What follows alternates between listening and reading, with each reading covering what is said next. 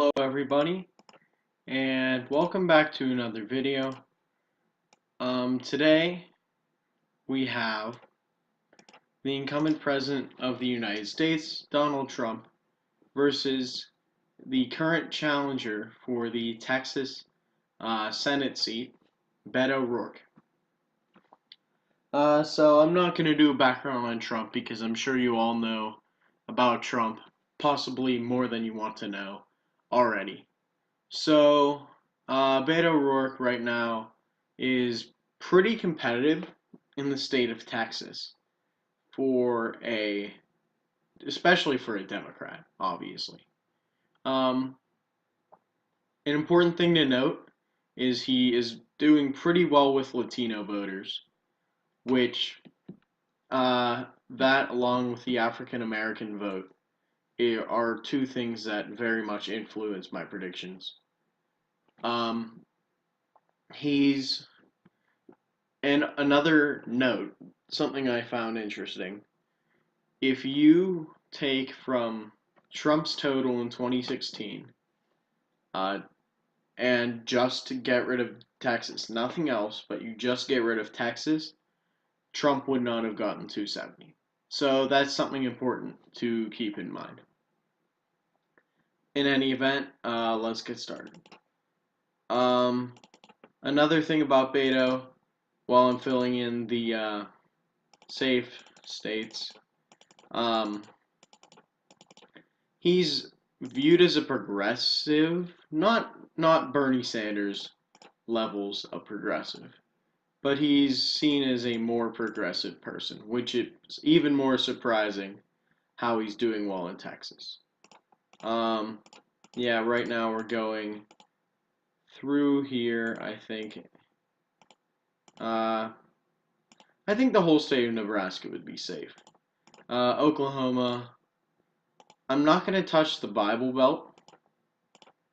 I think up here in where I found out the Frost Belt will be, yeah, apparently the Rust Belt plus Ohio and Indiana are called the Frost Belt for some reason. I guess it's some of the Great Lake effects or something, but you learn something new every day, I guess. Alaska would probably be safe as well. So right now, the obvious thing is the southern border of the United States, with the exception of California, is completely unfilled. That's partially because I forgot to fill in New Mexico and Colorado is safe for Beto O'Rourke, and he, in those two states, will get carried to safe by the high Latino turnout. So, let's go likely leaning toss-up. And let's see here. So let's go likely Republican. Even in the best case scenario, I think the Bible Belt, for lack of a better term, would be still likely Republican. I think Maine second would be likely Republican. I'm even gonna go as far to say Iowa and Ohio would be likely Republican in this scenario, because a big factor is he has the southern appeal, but the northern, like the Rust Belt or the Frost Belt, as I've been told it's called, he doesn't really have that appeal as much. So he might not do as well in the Frost Belt. I'm sorry I keep calling it the Frost Belt. I guess it is the Frost Belt. Whatever. He wouldn't do as well as other Democratic candidates. Likely Democratic. Virginia would still probably be likely Democratic. I'm actually going to change. No, Maine's first district would still be safe Democratic. Thereby, Maine at large, would be a likely Democratic. That probably wraps it up for the likely. Republican. Leaning Republican. North Carolina. And the Rust Belt, I think Trump could keep because Beto doesn't really have that appeal yet again. New Hampshire, Trump only lost that by 2,000 votes. I think that someone at like a progressive might not do that well in the state of New Hampshire. Uh, I'm saving Texas and Florida for the last two. Minnesota, I'm going to say stays leaning Democratic. This would be a very slim margin.